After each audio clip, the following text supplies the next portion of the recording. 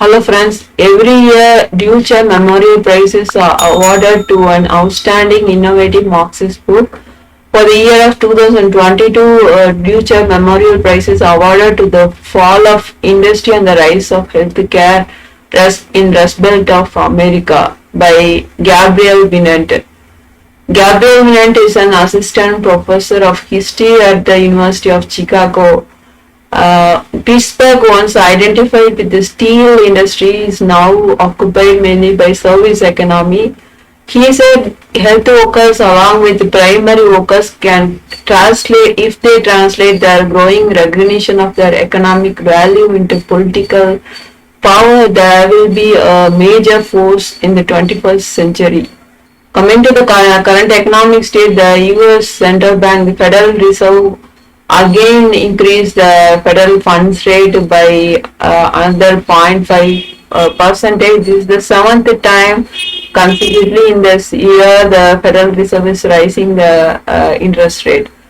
So this is going to put pressure on other central banks of other countries, and they also have to increase their interest rate if they have to retain the foreign portfolio investments in their share market.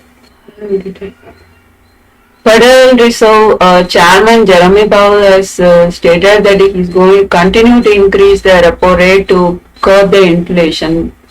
But this is a wrong way of addressing the problem. And in India also, the Reserve Bank of India increased the repo rate by 0.35%. This is the fifth time it has increased the repo rate. And now the repo rate is 6.25%. This is going to increase the retail loan rate and other interest rates. India's consumer price index, that is the retail inflation, has fallen below 6%. Now it is 5.88% in November.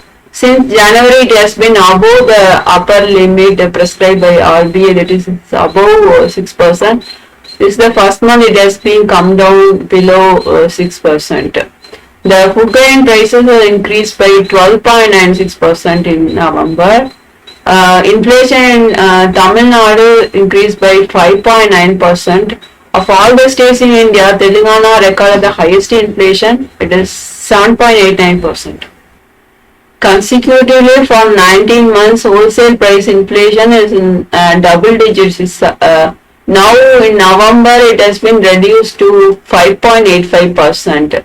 The inflation in the fuel and power sector is in 23.17%, and in manufactured goods it is for 4.42%.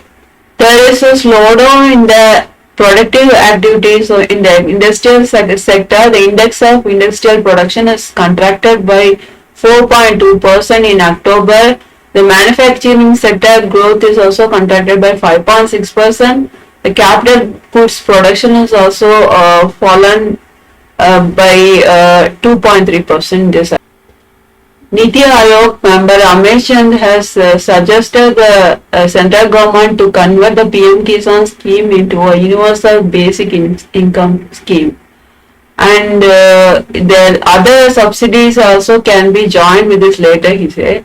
Giving 6,000 rupees per year or 500 rupees per month and calling it as a basic income is a travesty. It is a cruel joke, and you cannot eradicate poverty by means of this scheme. Ramesh Chand also suggested the central government to close the Garib Kalyan Anna Yojana of giving free food grains to households. Because of the COVID impact and the economic slowdown, the purchasing power and the consumption of the people has fallen down, and India's position in the World Hunger Index has fallen to such a low level. So the public distribution system has to be universal, it has to be given to everyone. But at this time he is asking to close this project, which is highly condemnable.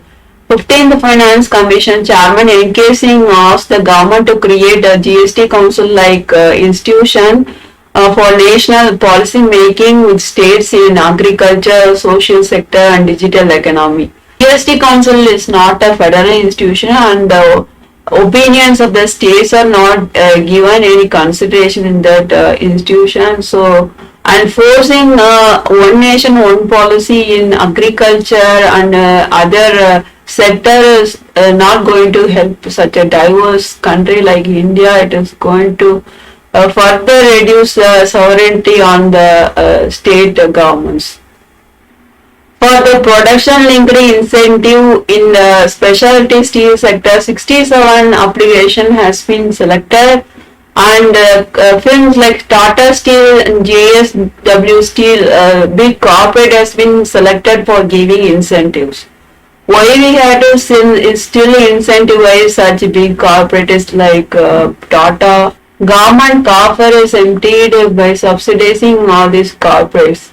Former Revenue Secretary Tarun Bajaj has suggested agriculture income should also be taxed. Irrespective of the source of income, all income above the threshold should be taxed, he says.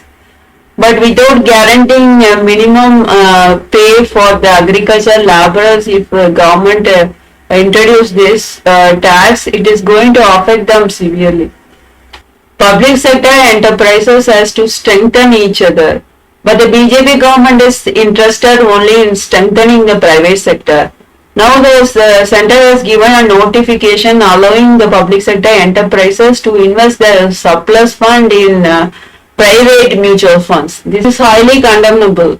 51 economists have written a letter to Finance Minister asking to raise the social security pensions and provide maternity benefits in the upcoming budget. I see you on the next video. Thank you so much for watching.